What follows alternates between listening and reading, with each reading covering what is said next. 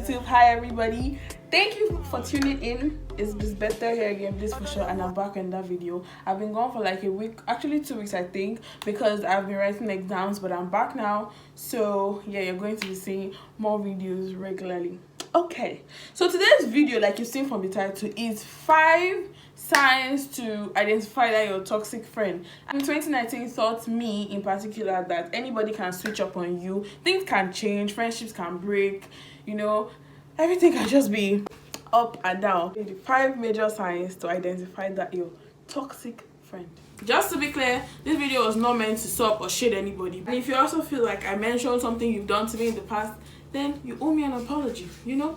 If at the end of this video you find out that you are amongst, or you have one of these traits or all of them, or you have a friend that has it, then I don't know what to tell you, because you need help. You need God. 5 signs your friend is very toxic. Number 1, they never listen to you and always find a way to make the situation about themselves. See, I can't even stress this point enough. Like, it's even self-explanatory.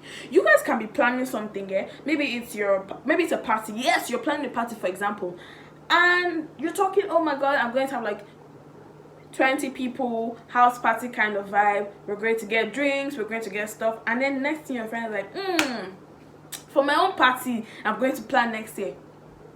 Who asked you? Like, she's like, no, my party next year is going to be hot. The one we're going to do this, we're going to travel. I'm like, she doesn't even allow you to express yourself. Like, she just wants everything to be about her. Number 2, they always blame and criticize you for everything. See, this particular point is just crazy. First of all, they make it seem like you're the cause of all their problem in life.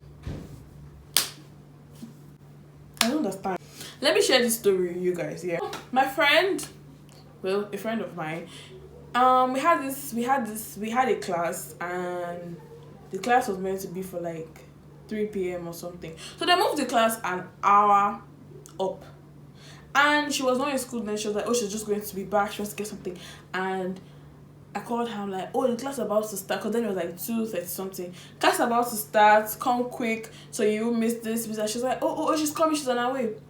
She took a taxi, I think boat or something, and when she got to school, because she was in a hurry or so, she didn't really pay attention, and then she paid the guy extra.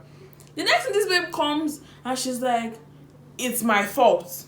I'm like, my fault that what happened? She's like, they charged me extra because you were rushing me, the way you called me.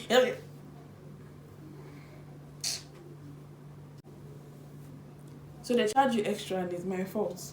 I think you were just angry. Number 3, they are either very clingy or distant. See, they are either one of the two. You cannot have a friend that have toxic trait that's not one of the two. See, when I say clingy, this person wants to be with you almost all the time. Like, oh, let's go get it together. Let's get this together. Who did you go out with? Let's do this. They want to know everything you've been doing. They want to know everything you did yesterday, the previous day, everything you're going to do that day. They want you guys to be together all the time. They want you to tell them, oh, this is what we do, blah, blah, blah, blah, blah. They want to just know everything about you. They are so clingy, and it's just ridiculous. Or they are very distant. And when they are distant, it's like they don't even care at all. Wait, I don't even know how to put this, but it's like they don't even care at all. They don't care about your well-being. I mean, you could not even hit them up for days and they're like, they don't even care. And most times those distant people are actually very manipulative, because they have a way of making it seem like, okay, so you didn't hit me up, I didn't hit you up, yeah, or maybe I hit you up and maybe you didn't reply or something like that, and then the next time we meet, you're making it all about you. Like, you're saying, oh, you forgot about me, you didn't call me, it's your fault we didn't link up. Like, how is it my fault? Like, you did not call me, I didn't call you, so I don't understand. Or I texted you and you didn't reply. I can't even deal. Like, these people are just... Number 4, they are never happy when something good happens to you, and they make it seem irrelevant and unimportant. You know that one person that when something good happens, you're excited to go and tell, and the person's like, the person's just like, for example, now you get an iPhone 11 or an iPhone X marks or something, or you're excited, you're like, oh my god, I just got this new phone, I'm so happy, and the person like, oh, a friend of mine got it 2 weeks ago. So if your friend got 2 weeks ago, now what's my business? Like, I don't even understand. I just got my own. Like, be happy for me. A post one time told me, pay attention to people's faces when you win. And that thing just hit me real deep. Like, look at their faces actually. Look at the person that is genuinely happy. I mean, people can fake it. People can fake happiness, yes.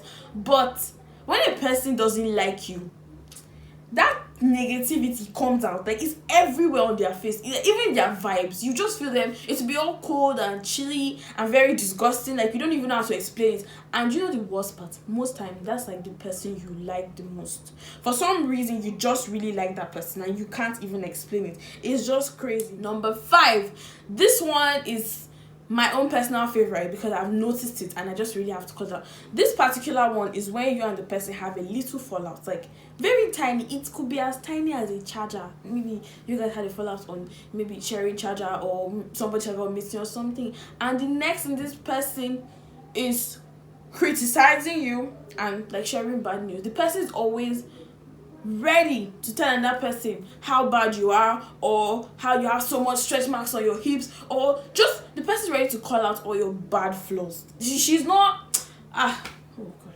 I don't know how to explain. She doesn't even care. It could be something really little, and then next thing she's telling the entire world what you did to her. Maybe it's just one tiny issue that had, and then she's just telling everybody in your circle, or she's telling your extra friends and all that stuff, and it's just really disgusting. Let me just throw in an extra point. Speaking of like the manipulation part, a very toxic friend will manipulate you or talk you into doing something they want. Maybe you could be tired or you could be stressed, you had a very long day and you guys are about to leave each other. And then the next thing he or she is like, oh guy, let's go to this place, I want to do something. Without even caring that you're tired, they just want to do what they want to do. And then they expect you to follow them and just say, oh okay, now let's go. Like, see, once a person stresses you out, that person is toxic. That's just it. Once you are not comfortable, the vibe is very, very. The vibe is not what's the word? The vibe is just not connecting.